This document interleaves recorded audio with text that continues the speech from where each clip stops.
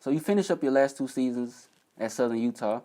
You definitely left your mark there because you made it into the school's Hall of Fame. I'm sure at the time you probably weren't thinking that you would make it into the school's Hall of Fame. No. But I'm sure you were aware of the fact that you were putting up good numbers. But what were the next steps you had in mind for yourself after finishing your college career? Of course, like any kid, my dream was to go to the NBA. Right. That was a clear vision for me. I am, however, a realist.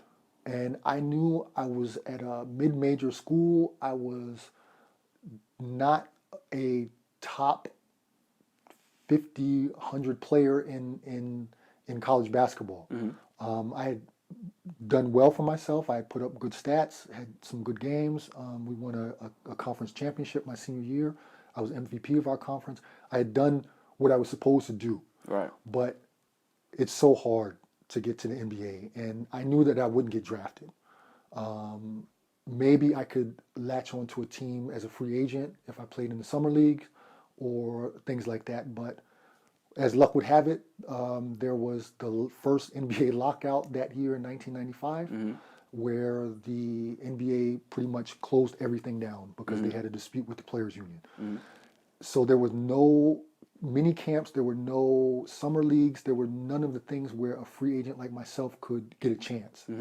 Basically, if you weren't drafted, so be it.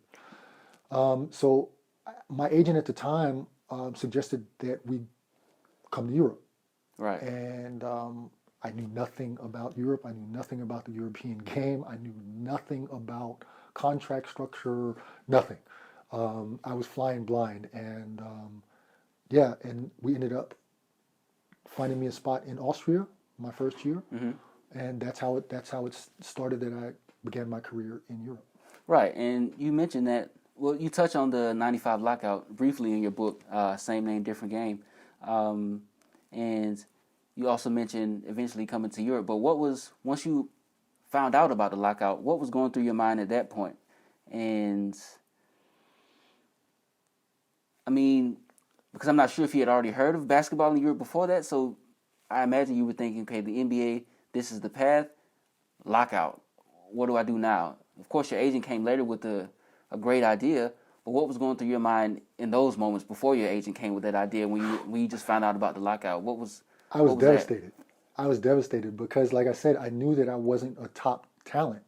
So I knew my only way to continue my career as a basketball player in America, in the NBA, would be to get on as a free agent somewhere, if you're really, really lucky. Right. So when the lockout hit, I was devastated because my dream, poof, was gone. Right. Out of all years, It was that year. Your senior year. Right. And I had done everything that I needed to do to put myself in a position to get a tryout or things like that. And I had been scouted, things like that. I knew there were scouts at my games. There was some interest there.